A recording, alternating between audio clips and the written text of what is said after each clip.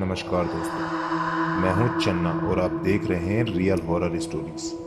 अगर आपको सच्ची और रोंगटे खड़े कर देने वाली कहानियां पसंद हैं तो वीडियो को लाइक कर दीजिए, चैनल को सब्सक्राइब कर लीजिए और बेल आइकन जरूर दबाइए। आज की कहानी में एक ऐसा किराएदार है जिसने कभी किराया पैसों में नहीं दिया। जिस मोहल्ले में वह रहना आया वहाँ हर कुछ दिनों में किसी न किसी की लाश मिलने लगी और सबसे डरावनी बात, जब उसकी सच्चाई सामने आई तब तक बहुत देर हो चुकी थी। दोस्तों, आज की कहानी हमें हमारे एक सब्सक्राइबर अजय ने भेजी। अजय का कहना था कि यह घटना उसके शहर में उसके सामने घटी थी। वह आज भी उस मकान के सामने से अकेले गुजरने की हिम्मत नहीं करता। अगर अजय की बात सच है तो यकीन मानिए यह कहानी आपकी सोच से भी ज्यादा डरावनी है। तो चलिए बिना किसी देरी के शुरू करते हैं आज की कहानी अजय के पॉइंट ऑफ व्यू से। मेरा नाम अजय है। उस समय मेरी उम्र लगभग 25 साल थी। मैं अपने माता पिता के साथ शहर के एक पुराने मोहल्ले में रहता था। हमारा मोहल्ला बहुत बड़ा नहीं था, लगभग 20-25 घर होंगे। सभी लोग एक दूसरे के नाम से जानते थे। शाम होते ही बच्चे गली में खेलते थे, बुजुर्ग चौपाल पर बैठकर बातें किया करते थे। सब कुछ बिल्कुल सामान्य था, लेकिन हमारे घर के ठीक सामने एक बहुत पुराना मकान था। उस मकान को देखकर हमेशा ऐसा लगता था जैसे वह किसी का इंतजार कर रहा हो। दीवारों पर प्लास्टर कई जगह से टूट चुका था, लोहे का बड़ा फाटक आधा जंग खा चुका था, खिड़कियों के शीशे टूटे हुए थे। छत पर उगी घास बता रही थी कि कई वर्षों से वहां कोई नहीं रहा। बचपन में मैंने उस घर को हमेशा बंद देखा था। मोहल्ले के लोग कहते थे कि कई साल पहले वहां रहने वाला पूरा परिवार एक ही महीने में खत्म हो गया था। उसके बाद किसी ने उस मकान में रहने की हिम्मत नहीं की। मैं इन बातों पर ज्यादा विश्वास नहीं करता था। मुझे लगता था लोगों ने डर की वजह से कहानियां बना रखी है। एक दिन सुबह मैं ऑफिस जाने की तैयारी कर रहा था, तभी बाहर गाड़ी की आवाज आई। मैंने खिड़की से झांक कर देखा। पुराने मकान का फाटक खुला हुआ था।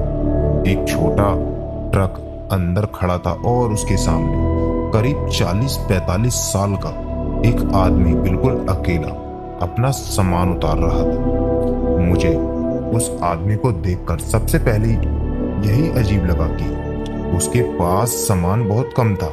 सिर्फ एक पुराना लोहे का संदूक, एक काला बैग और लकड़ी का एक लंबा सा बक्सा। बस इतने बड़े मकान में रहने के लिए इतना कम सामान, बात कुछ समझ नहीं आई। मैं कुछ देर तक उसे देखता रहा। वह बिना किसी की तरफ देखे धीरे धीरे अपना सामान अंदर रखता रहा। एक बार भी उसने सिर उठाकर आसपास नहीं देखा, जैसे उसे इस बात से कोई मतलब ही नहीं था कि लोग उसे देख रहे हैं। शाम तक पूरे मोहल्ले में उसी की चर्चा होने लगी। कोई कह रहा था लगता है बाहर से आया है, कोई बोला इतने साल बाद आखिर कोई इस मकान में रहने आ ही गया। लेकिन सबसे अजीब बात, किसी ने उसे दिन के उजाले में मुस्कुराते हुए नहीं देखा। उसके चेहरे पर हमेशा एक अजीब सी शांति रहती थी, ऐसी शांति जो इंसानों में कम, शमशान में ज्यादा महसूस होती थी। उस रात करीब 12:30 बजे मेरी नींद अचानक खुल गई। पता नहीं क्यों, लेकिन ऐसा लगा जैसे बाहर कोई धीरे धीरे चल रहा हो। मैंने खिड़की का पर्दा थोड़ा सा हटाया। सामने वही पुराना मकान था। उसका मुख्य दरवाजा धीरे धीरे अपने आप खुला। अंदर से वही नया किराएदार बाहर निकला। उसने सफेद नहीं, पूरे काले रंग के कपड़े पहन रखे थे। उसके हाथ में एक पुरानी लालटेन थी, लेकिन हैरानी की बात, लालटेन में आग नहीं जल रही थी। फिर भी उसके पास हल्की पीली रोशनी फैली हुई थी। मेरे शरीर में हल्की सी सिरहन दौड़ गई। वह सड़क पर धीरे धीरे चलने लगा। उसके कदमों की आवाज बिल्कुल नहीं आ रही थी, जैसे उसके पैर जमीन को छू नहीं रहे हों। मैंने घड़ी देखी, रात की ठीक 1:13। वह गली के मोड़ तक गया कुछ सेकंड के लिए रुका और अचानक उसने अपना सिर धीरे धीरे दाईं तरफ घुमाया जहां कोई भी नहीं था। फिर उसने बहुत हल्की आवाज में कहा, चलो, लेकिन वहां कोई दिखाई नहीं दे रहा था। मेरे गले में जैसे कुछ अटक गया। उसके बाद वह ऐसे चलने लगा जैसे कोई उसके पीछे पीछे भी चल रहा हो, लेकिन सड़क बिल्कुल खाली थी। सिर्फ उसकी परछाई नहीं बल्कि 2 परछाई आगे बढ़ रही थी। मैंने आंखें मली, फिर देखा, अब फिर से सिर्फ एक ही परछाई थी। मैंने खुद को समझाया शायद नींद पूरी नहीं हुई है इसलिए ऐसा लग रहा होगा। लेकिन अगले दिन सुबह मोहल्ले की पहली खबर सुनकर मेरे पैरों तले जमीन खिसक गई। गली के मोड़ पर रहने वाले शर्मा अंकल रात में अपनी नींद में ही मर चुके थे। डॉक्टर ने कहा हार्ट अटैक, लेकिन मरने से कुछ मिनट पहले उन्होंने अपनी पत्नी से सिर्फ एक ही बात कही थी, एक काले कपड़ों वाला आदमी मुझे बुलाने आया है। यही से पहली बार मेरे मन में उस किराएदार को लेकर डर ने जन्म ले लिया। मैंने शर्मा अंकल की मौत की खबर सुनी, लेकिन पता नहीं क्यों मेरे दिमाग में बार बार वही बात घूम रही थी। वही सुनसान सड़क, वही काले कपड़ों वाला आदमी और उसकी बेहद धीमी आवाज। चलो, मैंने खुद को लाख समझाया कि यह सिर्फ एक संयोग होगा, लेकिन दिल बार बार एक ही बात कह रहा था, कुछ ठीक नहीं है। शर्मा अंकल का अंतिम संस्कार उसी शाम कर दिया गया। पूरा मोहल्ला उनके घर पर था। हर किसी के चेहरे पर उदासी थी, लेकिन एक चेहरा जो कहीं दिखाई नहीं दिया वह था सामने वाले नए किराएदार का। मैंने सोचा शायद उसे खबर नहीं होगी, लेकिन तभी मेरे पड़ोसी रमेश अंकल ने धीरे से कहा, अजीब आदमी है, सुबह से घर से बाहर ही नहीं निकला। मैंने सामने देखा, उस पुराने मकान की ऊपर वाली खिड़की का पर्दा बहुत हल्का सा हिला। ऐसा लगा जैसे कोई अंदर से सब कुछ देख रहा हो, लेकिन अगले ही पल पर्दा बिल्कुल शांत हो गया। मैं देर तक उस खिड़की को देखता रहा। मुझे यकीन था वहां कोई था। रात हो गई। मैं छत पर टहलने चला गया। गर्मी का मौसम था, हल्की हवा चल रही थी। पूरा मोहल्ला धीरे धीरे सो चुका था। सामने वही पुराना मकान अंधेरे में पहले से भी ज्यादा डरावना लग रहा था। उसकी टूटी हुई बालकनी ऐसी लग रही थी मानो कोई वहां खड़ा हो। मैंने कई बार ध्यान से देखा, लेकिन हर बार वह सिर्फ अंधेरा ही निकला। तभी नीचे से धीरे धीरे लोहे के फाटक के खुलने की आवाज आई। मैं तुरंत छत की मुडेर तक पहुंचा। नीचे झांका, वही किराएदार धीरे धीरे बाहर निकल रहा था। आज भी वही काले कपड़े, वही शांत चेहरा और वही पुरानी लालटेन जिसमें आज भी आग नहीं थी, लेकिन रोशनी पहले की तरह फैल रही थी। उसने एक बार भी इधर उधर नहीं देखा, बस सीधे सड़क पर चलने लगा। इस बार मैंने तय कर लिया कि मैं उसका पीछा करूंगा। मैं जल्दी से सीढ़ियां उतरकर बाहर आया। सड़क बिल्कुल सुनसान थी। मैंने उससे लगभग 50 कदम की दूरी बना ली। वह बहुत धीरे धीरे चला था, लेकिन जितना मैं तेज चलता वह उतना ही दूर दिखाई देता। मुझे समझ नहीं आ रहा था यह कैसे हो रहा है। हम दोनों ने एक ही सड़क पर थे, फिर भी हमारे बीच की दूरी कम ही नहीं हो रही थी। अचानक वह गली के आखिरी मोड़ पर रुका। धीरे धीरे उसने अपना सिर मेरी तरफ घुमाया। मेरा दिल जोर जोर से धड़कने लगा। मैं तुरंत एक बिजली के खंबे के पीछे छिप गया। कुछ सेकंड तक पूरा इलाका बिल्कुल शांत रहा। फिर उसने बिना मेरी तरफ आए धीरे से कहा, पीछा मत करो। मेरे पूरे शरीर में झुरझुरी दौड़ गई। मैंने तो एक आवाज भी नहीं की थी। मैं इतनी दूर था कि मेरा चेहरा भी साफ दिखाई नहीं दे सकता। फिर उसे कैसे पता चला कि मैं उसके पीछे हूं। मैंने हिम्मत करके फिर से झांका, लेकिन सड़क खाली थी। वह आदमी गायब हो चुका था। ना आगे ना पीछे, न दाएं न बाएं, सिर्फ खाली सड़क। मैं कुछ देर वहीं खड़ा रहा, तभी मेरी नजर सड़क किनारे पड़ी एक चीज पर गई। जमीन पर गीली मिट्टी के ऊपर ताजे पैरों के निशान बने थे। मैंने टॉर्च की रोशनी डाली, मेरी सांसें अटक गईं। वहां सिर्फ एक पैर के निशान थे, दूसरे पैर का निशान ही नहीं था। ऐसा लग रहा था जैसे वह आदमी एक पैर से नहीं बल्कि किसी और चीज के सहारे चल रहा हो। मैं घबराकर पीछे हट गया और उसी समय मेरे कान के बिल्कुल पास किसी ने बहुत धीमी आवाज में फुसफुसाया, अभी समय नहीं आया। मैं बिजली की तरह पलटा, लेकिन मेरे पीछे कोई भी नहीं था। और उसी पल दूर कहीं एक कुत्ता इतनी जोर से रोया कि उस रात मैं पहली बार सचमुच डर गया। उस रात मैं लगभग भागता हुआ अपने घर पहुंचा, दरवाजा बंद किया और कई मिनट तक सिर्फ अपनी सांसों की आवाज सुनता रहा। मेरे हाथ कांप रहे थे। मैं बार बार खुद से एक ही सवाल पूछ रहा था, अगर मेरे पीछे कोई नहीं था तो फिर मेरे कान के पास किसने फुसफुसाया था। उस रात मुझे बिल्कुल नींद नहीं आई। जैसे ही आंख लगती वही शब्द सुनाई देते, अभी समय नहीं आया। सुबह माँ ने मेरे चेहरे की तरफ देखा और तुरंत पूछ लिया, क्या हुआ अजय, तबीयत ठीक नहीं लग रही। मैंने मुस्कुराने की कोशिश की, बस रात को नींद नहीं आई। मैं उन्हें सच नहीं बता सकता था, क्योंकि जो मैंने देखा था वह सुनकर शायद कोई भी यकीन नहीं करता। मैं ऑफिस जाने के लिए घर से निकला। जैसे ही सामने वाले पुराने मकान के पास पहुंचा, मेरे कदम अपने आप धीमे हो गए। मुख्य दरवाजा खुला हुआ था। पहली बार मैंने उस मकान के अंदर झांकने की कोशिश की। अंदर पूरा अंधेरा था। धूप होने के बावजूद ऐसा लग रहा था मानो रोशनी दरवाजे के अंदर जाते ही खत्म हो रही हो। मैं कुछ सेकंड तक वहीं खड़ा रहा, तभी अंदर से धीरे धीरे किसी के चलने की आवाज आने लगी।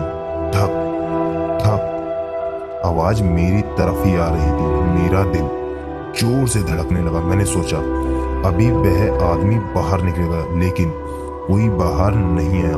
आवाज अचानक बंद हो गई, इतनी अचानक कि जैसे किसी ने चलते चलते एकदम रुक जाने का फैसला कर लिया हो। मैं बिना कुछ बोले वहां से निकल गया। पूरा दिन ऑफिस में मेरा ध्यान काम पर नहीं लगा। बार बार वही मकान, वही किराएदार और वही रात मेरे दिमाग में घूमती रही। शाम को जब मैं घर लौटा तो मोहल्ले में फिर से भीड़ लगी हुई थी। इस बार लोग शर्मा अंकल के घर पर नहीं बल्कि सामने वाले पुराने मकान के बाहर खड़े थे। मैं जल्दी से वहां पहुंचा। भीड़ में से आवाज आई, किसी ने रात को इस घर से रोने की आवाज सुनी थी। दूसरा बोला, मैंने तो औरत की चीख सुनी थी। तीसरा आदमी बोला, नहीं, वहां कोई बच्चा रो रहा था। हर आदमी अलग बात कर रहा था, लेकिन एक बात सब में समान थी, आवाज उसी मकान से आई थी। तभी मकान का दरवाजा धीरे धीरे खुला। पूरा मोहल्ला एकदम शांत होगा। वही किराएदार बाहर आया। उसका चेहरा बिल्कुल शांत था, न डर, न गुस्सा, न घबराहट। जैसे उसे बाहर खड़ी भीड़ से कोई फर्क नहीं पड़ता। उसने सबकी तरफ एक बार देखा, फिर बहुत शांत आवाज में बोला, रात को कोई मेरे घर नहीं आया था। बस इतना कहकर वह वापस अंदर चला गया। दरवाजा बंद हो गया। भीड़ धीरे धीरे छटने लगी, लेकिन मैंने एक ऐसी चीज देखी जिस पर शायद किसी और का ध्यान नहीं गया। जब वह आदमी वापस अंदर जा रहा था, तब दरवाजे के ठीक पीछे एक पल के लिए मुझे किसी का हाथ दिखाई दिया। सफेद, बहुत पतला और अस्वाभाविक रूप से लंबी उंगलियां, जैसे कोई दरवाजे के पीछे चिपकर उसे अंदर आने का इंतजार कर रहा हो। मैंने एक पलक झपकी और वह हाथ गायब था। मैंने सोचा शायद मुझे भ्रम हुआ होगा, लेकिन तभी मेरे बगल में खड़े बूढ़े श्यामलाल बाबा ने धीरे से मेरा हाथ पकड़ा उनकी उंगलियां कांप रही थी। उन्होंने बिना मेरी तरफ देखे बहुत धीमी आवाज में कहा, बेटा, उस घर के अंदर वह आदमी अकेला नहीं रहता। मेरे पूरे शरीर में सिरहन दौड़ गई। मैंने तुरंत उनकी तरफ देखा। बाबा, आपने क्या देखा? उन्होंने चारों तरफ नजर घुमाई, जैसे उन्हें कोई वहां सुन रहा हो। फिर मेरे बिल्कुल करीब आकर बोले, आज रात अगर सच जानना है तो ठीक 12 बजे पुराने पीपल के पेड़ के पास मिलना, लेकिन किसी को बताना मत। यह कहकर श्यामलाल बाबा तेजी से वहां से चले गए। मैं उन्हें आवाज देता रहा, लेकिन उन्होंने एक बार भी पीछे मुड़कर नहीं देखा। उस रात 12 बजे मैंने तय कर लिया कि चाहे कुछ भी हो जाए, मैं पीपल के पेड़ के पास जरूर जाऊंगा, क्योंकि अब मुझे यकीन हो चुका था कि इस कहानी की शुरुआत उस किराएदार से नहीं हुई थी, बल्कि उससे बहुत पहले। उस रात घड़ी की हर टिक टिक मेरे कानों में हथौड़ी की तरह बज रही थी। मैं बार बार दीवार पर लगी घड़ी देख रहा था। 11:20, 11:45, 11:50। समय जैसे जानबूझकर धीरे धीरे चल रहा हो। माँ पापा सो चुके थे, पूरा घर शांत था, लेकिन मेरे अंदर एक अजीब सी बेचैनी थी। बार बार श्यामलाल बाबा की बात याद आ रही थी। अगर सच जानना है तो 12 बजे पीपल के पेड़ के पास मिला। मैंने मोबाइल उठाया, टॉर्च चेक की, बैटरी लगभग पूरी थी, जेब में रख ली। धीरे धीरे मुख्य दरवाजा खोला और बिना कोई आवाज किए घर से बाहर निकल आया। रात बिल्कुल शांत थी। आसमान में बादल थे। चांद बार बार बादलों के पीछे छिप जा रहा था। हवा में गीली मिट्टी की हल्की सी गंध थी। मैंने सामने पुराने मकान की तरफ देखा। सारी खिड़कियां बंद थी, लेकिन ऊपर वाली टूटी हुई खिड़की में एक पल के लिए मुझे ऐसा लगा जैसे कोई खड़ा होकर मुझे देख रहा हो। मैंने ध्यान से देखने की कोशिश की। अगले ही पल बादल हटे, चांद की रोशनी खिड़की पर पड़ी और वहां कुछ भी नहीं था। मैंने गहरी सांस ली, अपने मन को समझाया, डर की वजह से दिमाग खेल खेल रहा है। मैं तेज कदमों से मोहल्ले के बाहर पुराने पीपल के पेड़ की तरफ बढ़ने लगा। वह पीपल जितना पुराना माना जाता था, दिन में भी लोग उसके नीचे ज्यादा देर नहीं रुकते थे। रात में वहां कोई जाता ही नहीं था। जैसे जैसे मैं उसके करीब पहुंचा, हवा ठंडी होती चली गई। अजीब बात यह थी, पूरा रास्ता शांत था, लेकिन पीपल के पास पहुंचते ही पेड़ की सूखी पत्तियां बिना हवा के अपने आप हिल रही थी। मैंने मोबाइल निकाला, समय देखा, रात के ठीक 12 बजे, लेकिन वहां श्यामलाल बाबा नहीं थे। मैंने चारों तरफ देखा, सड़क खाली थी, दूर तक कोई इंसान दिखाई नहीं दे रहा था। मैंने सोचा शायद मैं जल्दी आ गया हूं। मैं इंतजार करने लगा। 1 मिनट, 2 मिनट, 5 मिनट। अचानक पीछे से लाठी के जमीन पर टिकने की आवाज आई। ठक ठक। मैंने तुरंत पीछे मुड़कर देखा। श्यामलाल बाबा धीरे धीरे मेरी तरफ आ रहे थे, लेकिन आज उनका चेहरा पहले से बिल्कुल अलग लग रहा था। वह बहुत डरे हुए थे। उनकी आंखें बार बार पीछे देख ही रही थी, जैसे उनका कोई पीछा कर रहा हो। मेरे पास आते ही उन्होंने बिना समय गवाए कहा, चल यहाँ खड़े मत रहे। हम दोनों पीपल के पीछे बने एक पुराने चबूतरे पर बैठ गए। कुछ सेकंड तक उन्होंने कुछ नहीं कहा, बस सांसें तेज चल रही थी। फिर उन्होंने कांपती आवाज में पूछा, तूने उसे देखा है ना? मैंने धीरे से सिर हिला दिया। हाँ, 2 रात पहले मैं उसका पीछा भी कर चुका हूँ। यह सुनते ही उनके चेहरे का रंग उड़ गया। उन्होंने मेरा हाथ कसकर पकड़ लिया। बहुत बड़ी गलती कर दी तूने।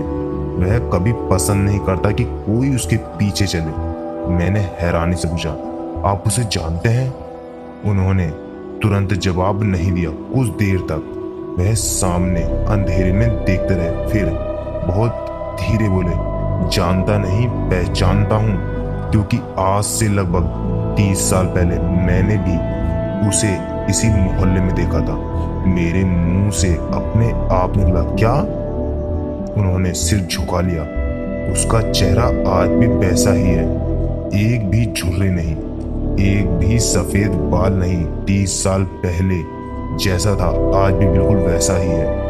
मेरी रीढ़ में ठंडक उतर गई। मैंने धीरे से पूछा, लेकिन यह कैसे हो सकता है? उन्होंने जवाब देने के बजाय अपनी जेब से एक बहुत पुरानी मुड़ी तुड़ी काली सफेद तस्वीर निकाली। तस्वीर के किनारे फट चुके थे, ऐसा लग रहा था कि वह कई दशकों पुरानी है। उन्होंने कांपते हाथों से वह तस्वीर मेरी ओर बढ़ाई। मैंने मोबाइल की टॉर्च जलाकर तस्वीर देखी। तस्वीर में यही मोहल्ला था, पीछे वही पुराना मकान, लेकिन उस समय वह बिल्कुल नया दिखाई दे रहा था। मकान के सामने करीब 10-12 लोग खड़े थे, कुछ बच्चे, कुछ औरतें, कुछ आदमी, और सबसे पीछे छाया में खड़ा एक आदमी जिसने काले कपड़े पहन रखे थे। मेरा दिल जोर से धड़कने लगा। मैंने तस्वीर को अपनी आंखों के और पास किया। चेहरा थोड़ा धुंधला था, लेकिन इतना साफ जरूर दिख रहा था कि वह वही किराएदार था। वही चेहरा, वही आंखें, वही हल्की मुस्कान। एक पल के लिए मेरे हाथ कांप गए। तस्वीर मेरे हाथ से लगभग छूट गई। मैंने घबरा कर पूछा, अगर यह 30 साल पुरानी तस्वीर है तो वह आज भी वैसा का वैसा कैसे है? श्यामलाल बाबा ने मेरी आंखों में देखा। उनकी आवाज पहले से भी धीमी हो गई। उन्होंने कहा, क्योंकि वह हर कुछ साल बाद एक नया घर किराए पर लेता है, और जब उसका काम पूरा हो जाता है तो बिना कोई निशान छोड़े गायब हो जाता है। मैं कुछ और पूछता, उससे पहले पीछे से बिल्कुल वैसी ही आवाज आई जिसे मैं कभी भूल नहीं सकता था। पीछा करने की आदत अभी भी गई नहीं। मैं और श्यामलाल बाबा दोनों के शरीर एक साथ सिहर उठे। हमने धीरे धीरे पीछे मुड़कर देखा, और जो वहां खड़ा था उसे देखकर मेरे पैरों ने जमीन पकड़ ली। हम दोनों ने जैसे ही पीछे मुड़कर देखा, रात की हवा अचानक बहुत भारी हो गई। पीपल के पत्ते अब भी हिल रहे थे, लेकिन हवा बंद थी। मेरे सामने वही आदमी खड़ा था, काले कपड़ों में, वही शांत चेहरा, वही बिना झपकती आंखें, लेकिन इस बार उसकी लालटेन जमीन पर नहीं थी, उसके हाथ में भी नहीं थी। फिर भी उसके शरीर के चारों तरफ हल्की पीली रोशनी तैर रही थी। श्यामलाल बाबा का हाथ मेरे हाथ से छूट गया। उनके होठ कांप रहे थे। तू यहाँ कैसे आ गया? उन्होंने फुसफुसाकर कहा। वह आदमी मुस्कुराया नहीं, ना ही कोई प्रतिक्रिया दी, बस उसने मेरी तरफ देखा। उसकी नजरें इतनी भारी थी कि मुझे लगा जैसे कोई मेरे दिमाग के अंदर झांक रहा हो। फिर उसने बहुत धीमी आवाज में कहा, मैं कहीं नहीं आता, तुम लोग ही मुझे बुलाते हो। मेरे गले में कुछ अटक गया, मैं समझ नहीं पाया वह क्या कह रहा था। श्यामलाल बाबा ने तुरंत बीच में कहा, झूठ बोल रहा है यह खुद आता है। लेकिन उस आदमी ने बाबा की तरफ देखा तक नहीं, उसकी आंखें अब भी मेरी तरफ थी। फिर उसने कहा, अजय। मेरा नाम सुनते ही मेरे शरीर में बिजली सी दौड़ गई। मैंने कभी उसे अपना नाम नहीं बताया था। मैंने डरते हुए पूछा, तुम मेरा नाम कैसे जानते हो? उसने हल्की सी सांस ली और कहा, जो दरवाजा खोलता है उसका नाम खुद चल कर आता है। इतना कहकर उसने अपनी आंखें बंद कर ली। उस सेकंड तक पूरा मोहल्ला बिल्कुल शांत रहा। फिर अचानक मेरे पीछे की जमीन से हल्की हल्की खरोचने की आवाज आने लगी, जैसे कोई मिट्टी के अंदर से ऊपर आने की कोशिश कर रहा हो। मैंने धीरे धीरे पीछे देखा और मेरी सांस रुक गई। पीपल के पेड़ के नीचे मिट्टी खुद ब खुद हिल रही थी, जैसे कोई अंदर से जाग रहा हो। श्यामलाल बाबा ने जोर से कहा, भाग यहाँ से। लेकिन मैं हिला भी नहीं। मेरे पैर जम चुके थे। उस आदमी ने अब धीरे धीरे अपनी आंखें खोली। उसकी नजर सीधे पेड़ों की जड़ों की तरफ थी और फिर उसने कहा, बहुत देर हो चुकी है। उसका इतना कहते ही पेड़ों के नीचे की मिट्टी अचानक फट गई और उसमें से एक पतला सा हाथ बाहर निकला। वही सफेद, बहुत ठंडा और असामान्य रूप से वही उंगलियां लंबी, वही हाथ जिसे मैंने कुछ दिन पहले दरवाजे के पीछे देखा था। श्यामलाल बाबा जोर से चिल्लाए, ये शुरू हो गया।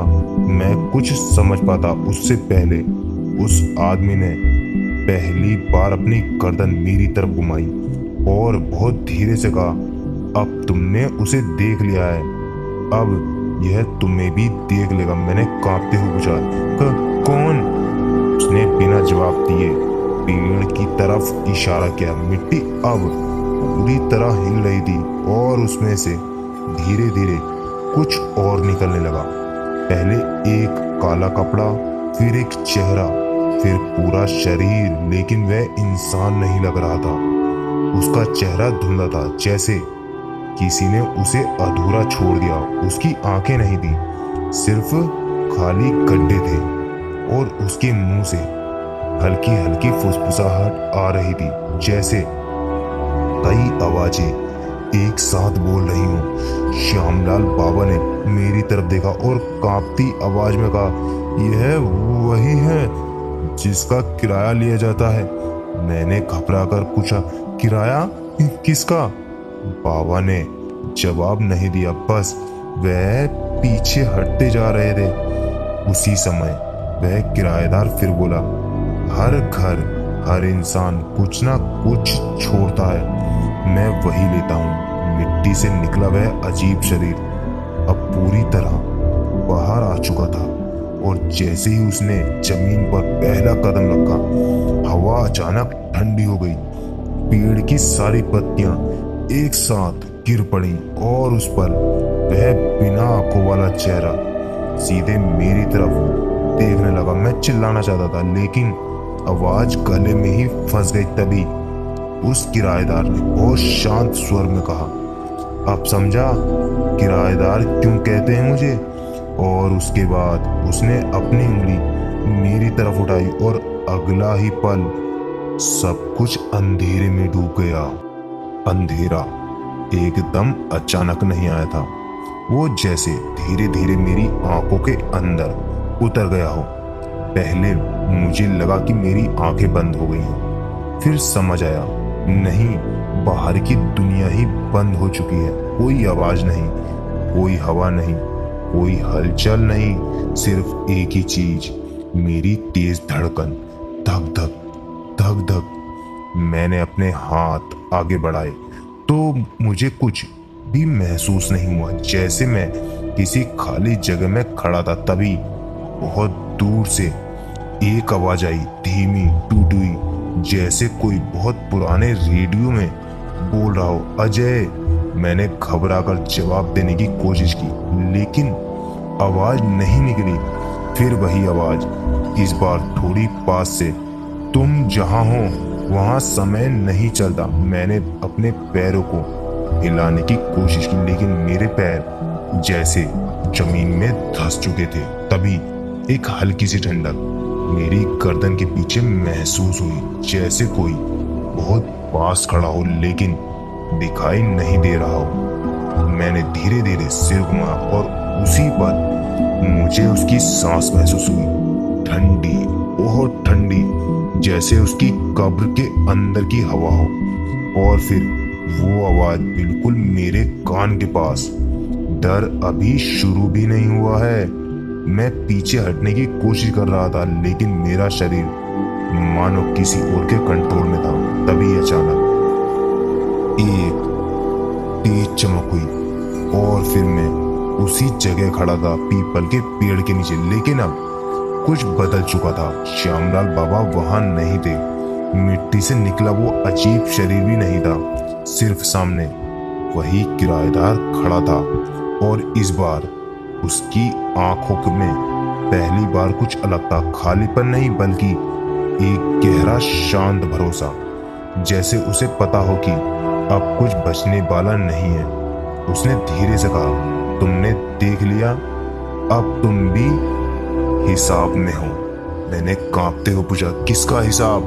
वो थोड़ा झुका और बोला, जिसका नाम लिया गया, जिनका दरवाजा खोला गया, जिनकी जगह खाली की गई। मेरे दिमाग में कुछ भी समझ नहीं आ रहा था। तभी पीपल के पेड़ की जड़ों से हल्की हल्की आवाजें आने लगी, जैसे कोई अंदर से बोल रहा हो।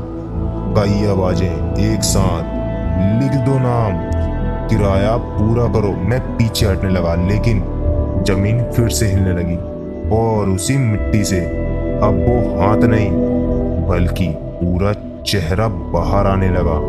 वही अधूरा चेहरा जिसकी आंखें खाली थी, लेकिन इस बार उसके मुंह से निकलने वाली आवाजें साफ हो रही थी। तुम नए हो, मैं चिल्ला, मैंने कुछ नहीं किया। लेकिन मेरी आवाज बहुत छोटी लग रही थी, जैसे किसी बड़े तूफान के सामने एक पत्थर। किराएदार ने मेरी तरफ देखा और पहली बार हल्की सी मुस्कान आई।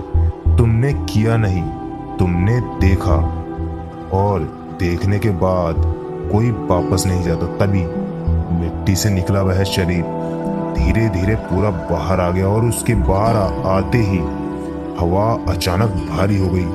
पेड़ की शाखाएं झुकने लगी, जैसे किसी ने उन्हें पकड़ लिया। और फिर वो अजीब चेहरा मेरी तरफ मुड़ा और उसने मेरा नाम फुसफुसाया, अजय। इस बार आवाज उसकी नहीं थी, यह आवाज मेरे अपने अंदर से आई थी। मैं पीछे हटना चाहता था, लेकिन मेरा शरीर वही जम चुका था। किराएदार ने धीरे से कहा, अब पहला नियम समझो, जो देखता है वो चुना जाता है। और जैसे ही उसने यह कहा, मेरे पीछे किसी के चलने की आवाज आई, धीरे धीरे, बहुत धीरे, थक थक। मैंने हिम्मत करके पीछे देखा और जो मैंने देखा उससे मेरा पूरा शरीर ठंडा पड़ गया। पीपल के पेड़ के नीचे मेरी ही परछाई मेरे सामने नहीं बल्कि मेरे सामने खड़ी थी, और वह परछाई धीरे धीरे मुस्कुरा रही थी। किराएदार की आवाज फिर आई, अब तुम्हारा वक्त शुरू हो गया। और उसी पल मेरे सामने सब कुछ धुंधला होने लगा, जैसे कोई मुझे धीरे धीरे मिटा रहा हो। और फिर सब कुछ फिर से अंधेरे में चला गया। इस बार अंधेरा पहले जैसा नहीं था। इस बार उसमें आवाजें थी, बहुत सारी, एक दूसरे में उलझी हुई, जैसे कोई पुराना घर हो जहां दीवारें भी बोलती हों। मैं वहीं खड़ा था, या शायद लटका हुआ था, समझ नहीं आ रहा था। मेरे पैरों के नीचे जमीन नहीं थी, लेकिन मैं गिर भी नहीं रहा था, बस बीच में फंसा हुआ था। और तभी मेरे सामने एक हल्की रोशनी बनी, धीरे धीरे। वो रोशनी एक कमरे का रूप लेने लगी, वही पुराना मकान, वही किराएदार वाला घर, लेकिन अब वह बाहर से नहीं अंदर से दिख रहा था।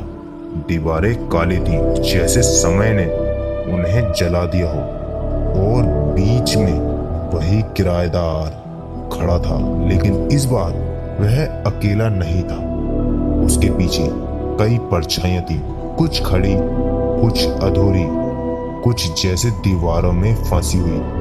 किराएदार ने मेरी तरफ देखा और धीरे से बोला, तुम यहाँ कैसे आए?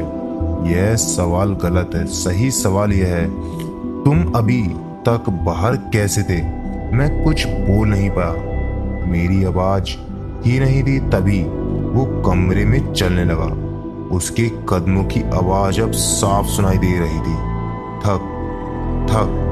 हर कदम के साथ दीवारों पर बनी परछाइयां हिलती थी, जैसे वे डर रही हूं या इंतजार कर रही हूं। वो एक पुराने लकड़ी के दरवाजे के सामने रुका, दरवाजा अपने आप कांप रहा था, जैसे अंदर से कोई उसे पकड़कर खींच रहा हो। किराएदार ने हाथ रखा और दरवाजा धीरे से खुल गया।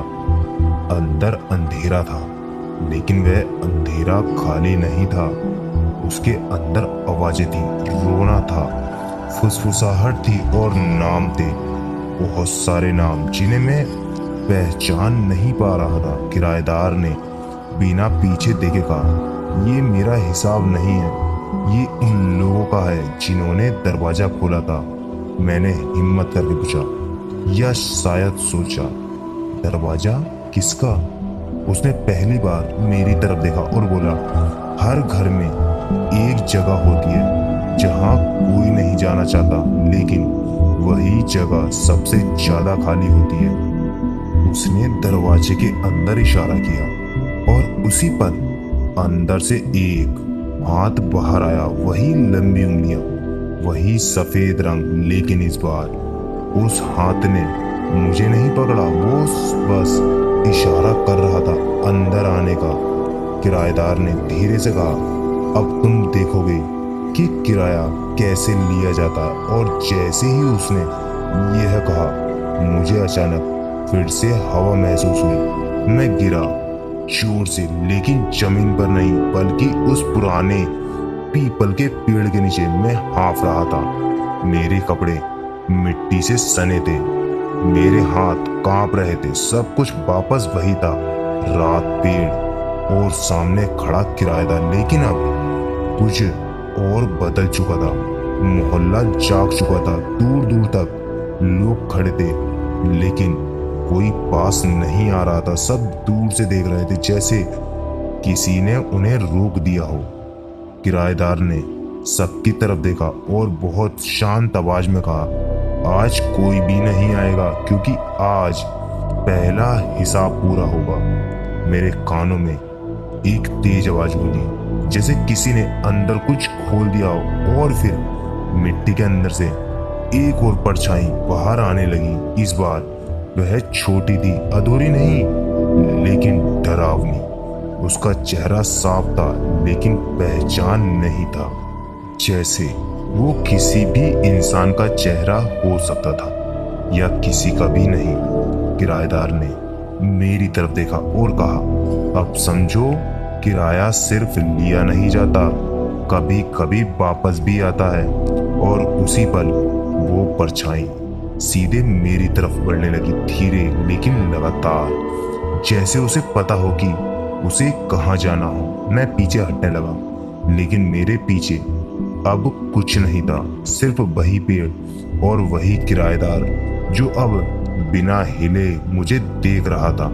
और फिर उसने धीरे से कहा, भागने का रास्ता पहले ही बंद हो चुका है।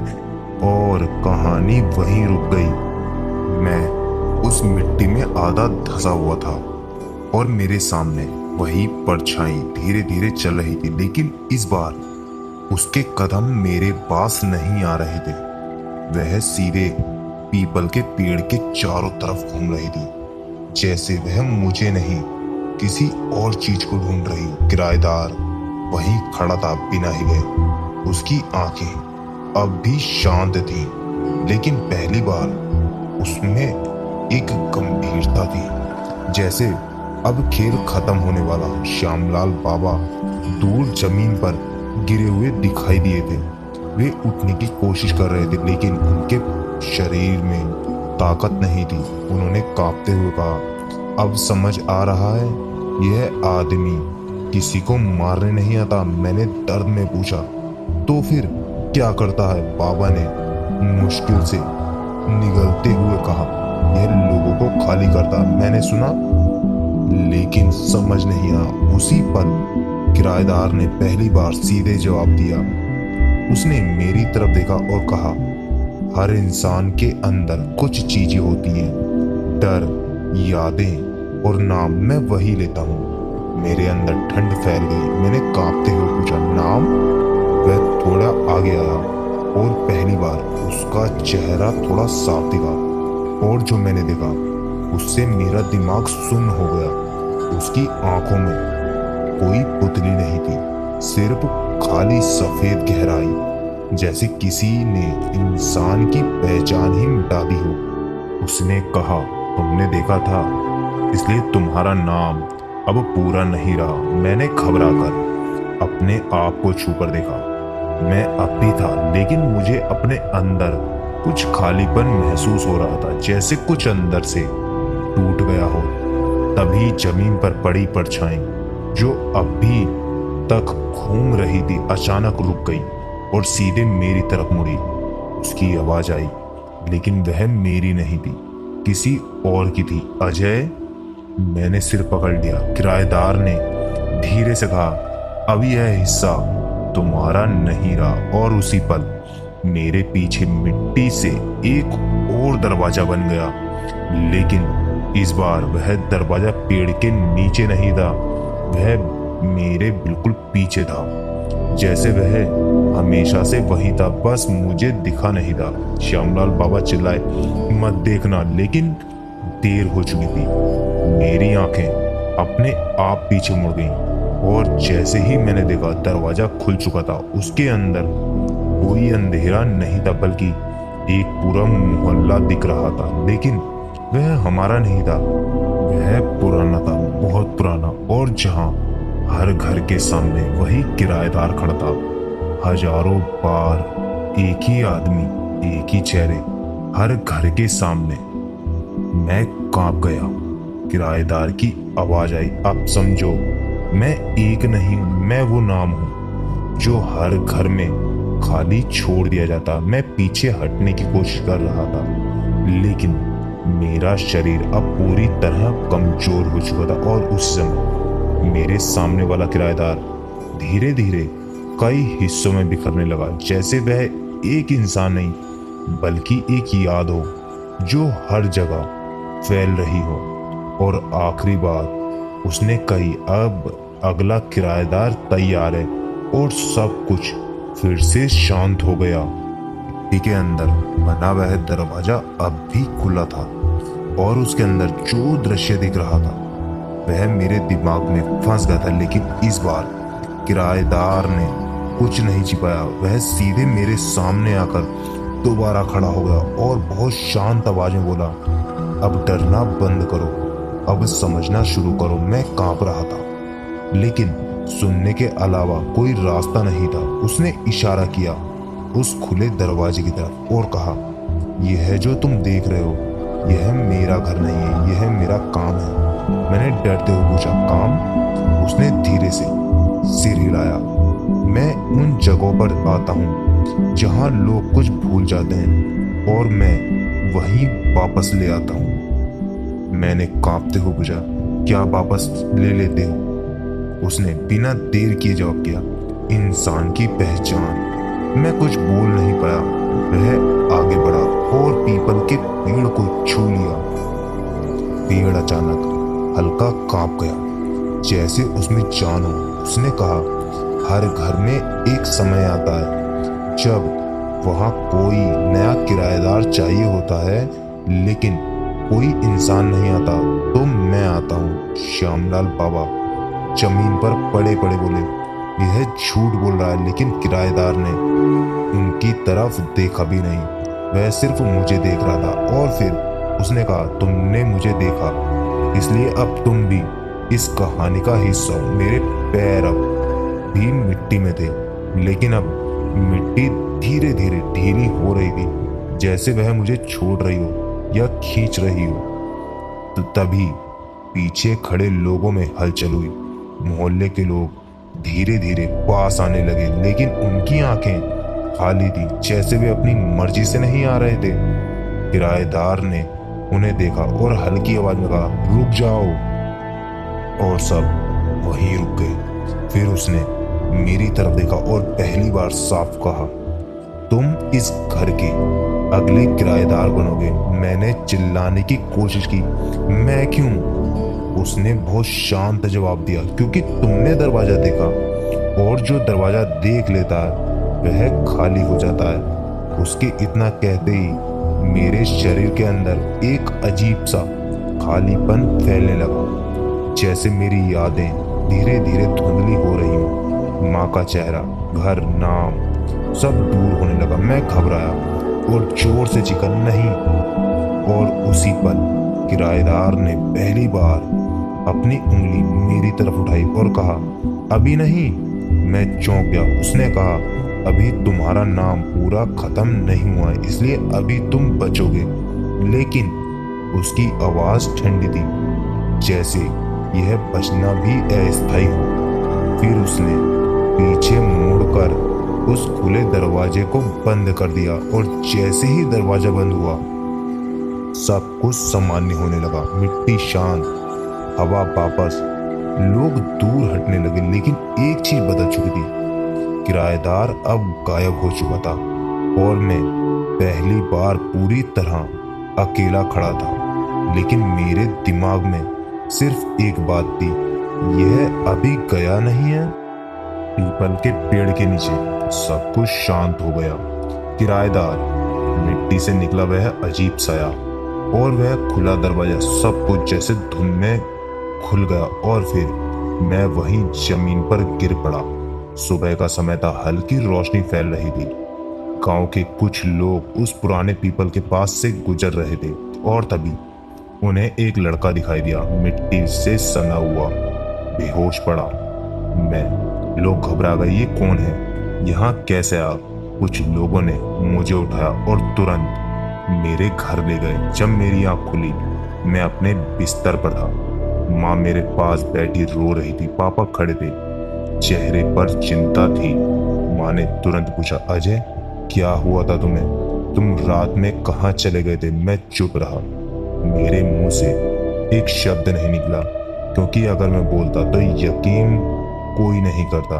उस दिन से सब कुछ बदल गया। मैं पहले जैसा नहीं रहा। मैं शांत हो गया और ज्यादा शांत, ना किसी से बात, ना किसी चीज में दिलचस्पी, बस खिड़की के पास बैठा रहता था। माँ को डर लगने लगा, इसको क्या हो गया, इतना बदल कैसे गया? पापा ने भी ध्यान दिया। मैं रात को उठकर कहीं नहीं जाता था, लेकिन मैं सोता भी नहीं था, बस अंधेरे में बैठा रहता था। और फिर गांव में पहली घटना हुई। रात को शर्मा अंकल के घर के पास फिर हलचल हुई। सुबह पता चला उनका बेटा अचानक बीमार पड़ गया और बिना वजह बेहोश मिला। डॉक्टर समझ नहीं पाए। लोगों में फुसफुसाहट शुरू हो गई। ये सब उस नए किराएदार के आने के बाद हो रहा है। वही काला आदमी, वही मौत का किराएदार। मैं ये सब सुन रहा था, लेकिन मैं कुछ बोल नहीं पा रहा था, क्योंकि अब मुझे खुद महसूस होने लगा था कि मैं उस दिन पीपल के नीचे कुछ मेरे अंदर रह गया। तीसरे दिन एक और घटना हुई। गांव के चौकीदार ने कहा, रात को उसे पुराने मकान के अंदर रोशनी दिखी, लेकिन जब वह अंदर गया तो उसे सिर्फ एक आवाज सुनाई दी, किराया अभी बाकी है। और उसी रात मेरे घर के बाहर किसी के चलने की आवाज आई, धीरे, बहुत धीरे, ठक ठक। मैंने खिड़की से झांका, कोई नहीं था, लेकिन मिट्टी पर ताजे पैरों के निशान थे। उन निशानों को देखकर मेरी चीख निकल गई। चीख की आवाज सुन के माँ जल्दी से मेरे कमरे में आई। माँ मुझे देखकर डर गई, क्योंकि मैं कांप रहा था। पापा भी जल्दी आए और पापा ने फैसला किया, अब इसको तांत्रिक के पास ले जाना पड़ेगा। अगली सुबह गांव का सबसे पुराना तांत्रिक बुलाया गया। वह जैसे ही उसने मुझे देखा, वह रुक गया। उसने एक ही बात कही, ये लड़का अकेला नहीं है, इसके साथ कोई और भी जुड़ चुका है।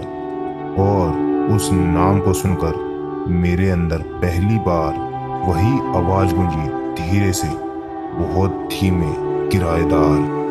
तांत्रिक ने मुझे देखते ही साफ समझ लिया था कि यह मामला आम नहीं है। वह कुछ देर चुप रहा, फिर उसने अपने पास रखा काला धागा उठाया और मेरे चारों तरफ एक घेरा बना दिया। माँ और पापा दोनों घबराए हुए थे, लेकिन तांत्रिक ने उन्हें पीछे रहने का इशारा किया। फिर उसने मेरी आंखों में सीधे देखा और बहुत धीमी आवाज में बोला, तुम अकेले नहीं हो। मैंने डरते हुए पूछा, क्या मतलब? तांत्रिक ने गहरी सांस ली और बोला, तुम्हारे अंदर उसका असर है। मेरे पापा तुरंत बोले, किसका असर? तांत्रिक ने एक पल रुककर जवाब दिया, मौत के किराएदार का। यह नाम सुनते ही घर में सन्नाटा फैल गया। माँ के हाथ से पानी का गिलास गिर गया। मैं बस चुपचाप खड़ा था क्योंकि यह नाम मेरे लिए नया नहीं था। तांत्रिक ने धीरे से मेरी कलाई पकड़ ली और कहा, तुम उस जगह गए थे जहां तुम्हें नहीं जाना चाहिए था, पीपल के नीचे। वहीं से यह तुम्हारे पीछे लग गया है। मैंने कांपते हुए पूछा, लेकिन वो चाहता क्या है मुझसे? तांत्रिक ने तुरंत जवाब नहीं दिया, बस मेरी कलाई को ध्यान से देख रहा था जैसे कुछ पढ़ रहा हो। फिर उसने अचानक मेरी कलाई छोड़ दी और पीछे हट गया। ये मामला साधारण नहीं है।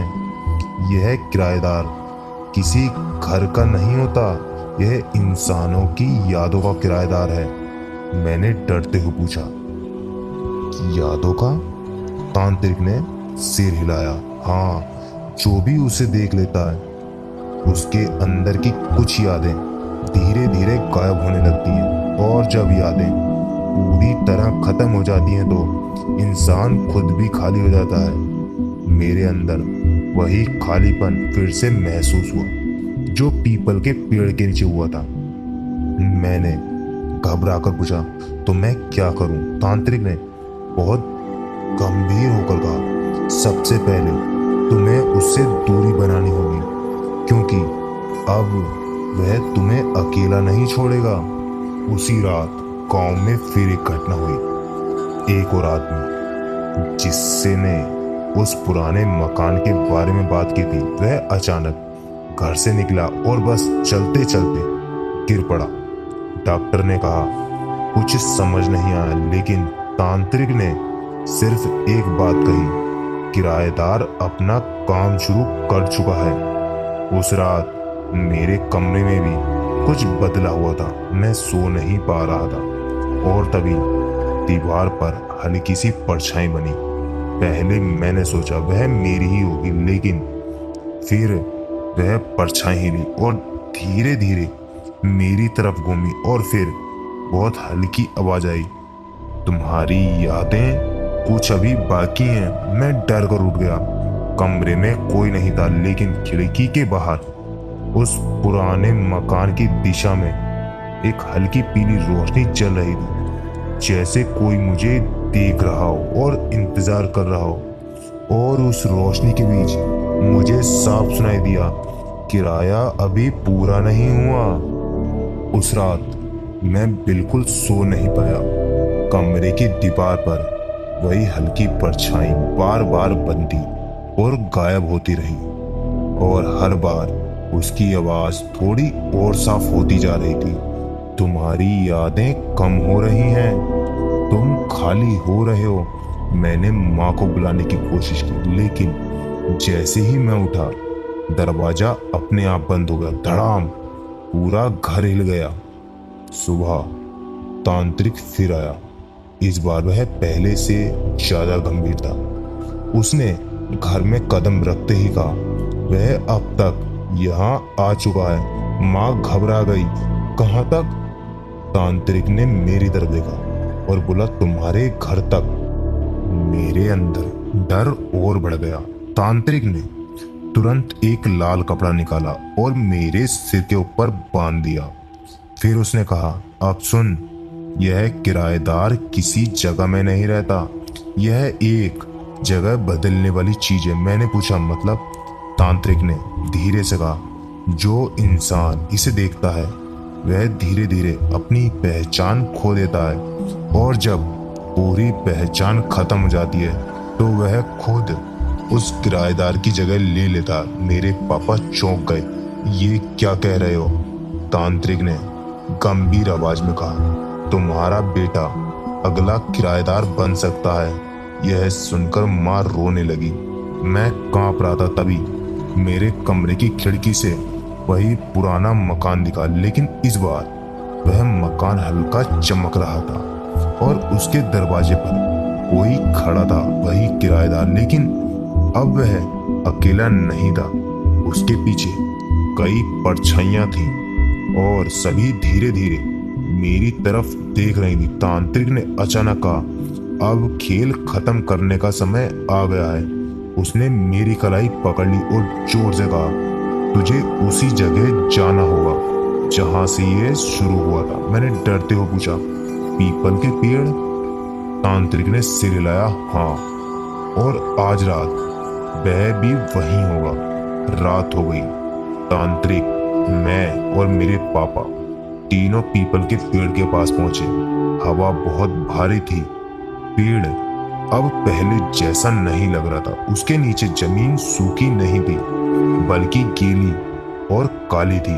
तभी धीरे धीरे मिट्टी हिली और एक दरवाजा फिर से खुलने लगा। तांत्रिक ने जोर से कहा, अब जो भी होगा यहीं खत्म होगा। और उसी पल वह बाहर आया, मौत का किराएदार। लेकिन इस बार उसके पीछे कोई दरवाजा नहीं था, उसके पीछे पूरा अंधेरा था और उस अंधेरे में हजारों आवाजें थी जो एक साथ कह रही थी, अब नया किराएदार तैयार है। उस रात पीपल के नीचे की हवा भी रुक गई थी, जैसे पूरी दुनिया सांस रोककर खड़ी हो। मौत का किराएदार हमारे सामने था, लेकिन इस बार वह अकेला नहीं लग रहा था। उसके पीछे जो अंधेरा था वह सिर्फ खाली नहीं था, उसमें आवाजें थी और नाम थे जो बार बार टूटकर गूंज रहे थे। तांत्रिक ने जोर से मंत्र पढ़ना शुरू किया। उसकी आवाज कांप रही थी, लेकिन वह रुका नहीं। उसने मेरे चारों तरफ फिर से काले धागे का घेरा बनाया और कहा, इसे देख मत, ये वही करता है जो इसे देखने वाला करता है। किराएदार ने हल्की सी मुस्कान की और पहली बार तांत्रिक की तरफ देखा। उसने बहुत शांत आवाज में कहा, तुम देर से आए हो।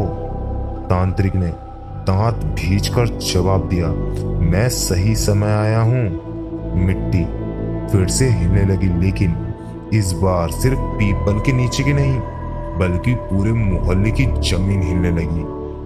दूर घरों की लाइटें अपने आप बंद होने लगी। लोग अपने अपने घरों में छिपने लगे।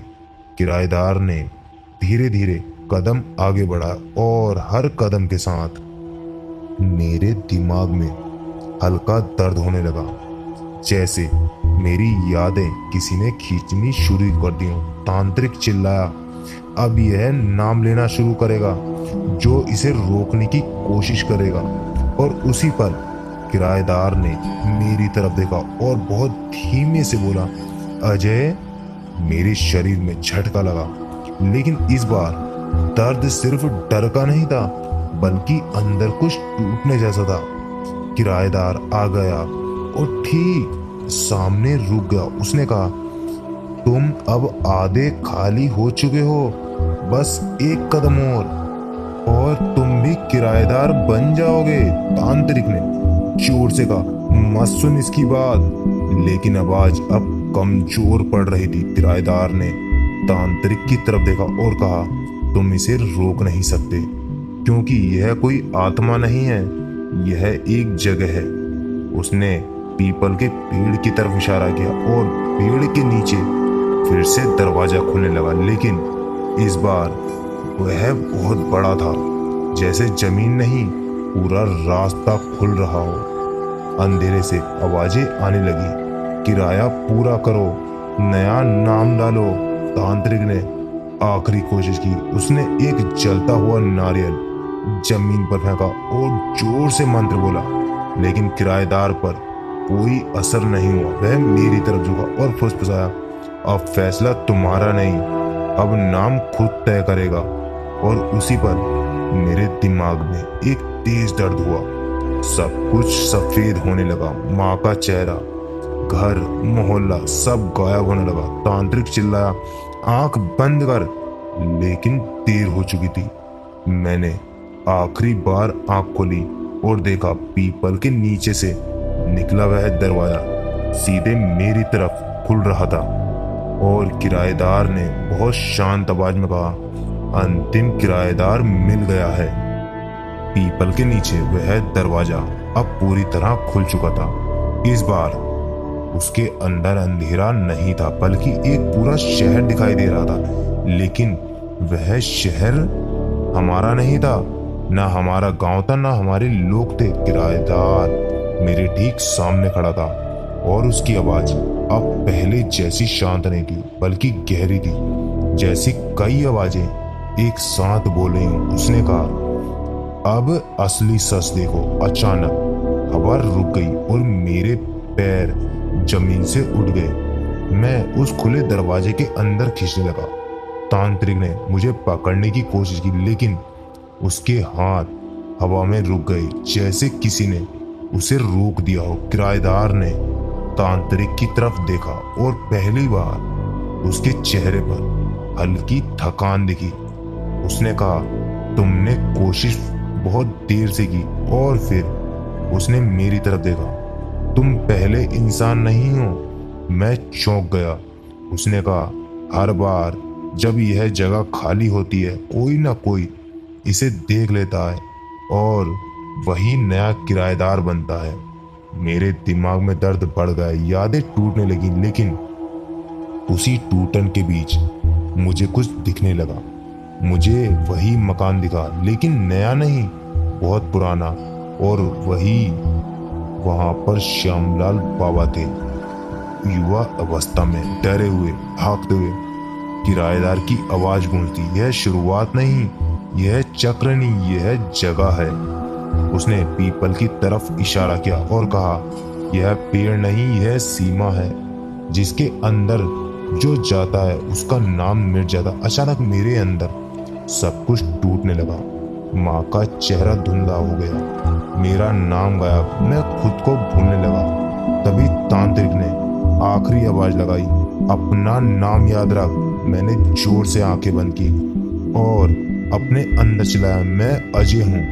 और उसी पल एक तेज धमाका हुआ, दरवाजा बंद हो गया, मिट्टी शांत हो गई। किराएदार वहीं खड़ा रह गया, लेकिन अब वह हिल नहीं रहा था। धीरे धीरे उसका शरीर धुंधला होने लगा और उसने आखिरी बार कहा, नाम बच गया है तो फिर मिलूंगा। और वह गायब हो गया। सुबह हुई, पीपल का पेड़ फिर सामान्य था। तांत्रिक जमीन पर गिरा हुआ था लेकिन जिंदा था। मैं अपने घर वापस आ चुका था, लेकिन अब सब कुछ पहले जैसा नहीं था, क्योंकि कभी कभी रात को मुझे खिड़की के पास धीमी आवाज सुनाई देती है, किराया अभी बाकी है। अगले दिन गांव वाले ने उस तांत्रिक को दोबारा बुलाया कि वह किराएदार कौन था। तो तांत्रिक ने आके बताया, असल में वह किराएदार कोई इंसान नहीं था, वह एक पुरानी ऊर्जा शापित इकाई जो उस पीपल के पेड़ के नीचे सीमा बनाकर रहती थी। कहानी के मुताबिक बहुत साल पहले उसी जगह पर एक पुराना मकान था जहां एक पूरी घटना हुई थी। कुछ लोग अचानक गायब हो गए थे और उसके नाम और पहचान मिटते चले गए। अधूरी मौत और अधूरी पहचान की वजह से वहां एक खाली जगह बन गई। जो लोग अधूरी मौत या भूल जाने वाली मृत्यु से खत्म हुए, उनकी यादें और नाम मिटते मिटते एक चीज बन गई, एक खाली चेतना जो हर नए देखने वाले को अपना हिस्सा बना लेती है। यही चीज धीरे धीरे बन गई है मौत का किराएदार। दोस्तों, आज की कहानी आपको कैसी लगी कमेंट में जरूर बताइए। अगर आपको ये मौत का किराएदार वाली कहानी पसंद आई हो तो वीडियो को जरूर लाइक करना, चैनल को सब्सक्राइब करना मत भूलना। मिलते हैं अगली कहानी में, और अगली बार कहानी सिर्फ डरावनी नहीं होगी बल्कि इससे भी ज़्यादा खतरनाक, ज़्यादा रहस्यमय और ज़्यादा रोंगटे खड़े कर देने वाली भी। तब तक के लिए याद रखना, अगर किसी पुराने घर के सामने किराया उपलब्ध है लिखा दिखे तो उसे कभी अनदेखा मत करना। मिलते हैं दोस्तों अगली कहानी में। धन्यवाद।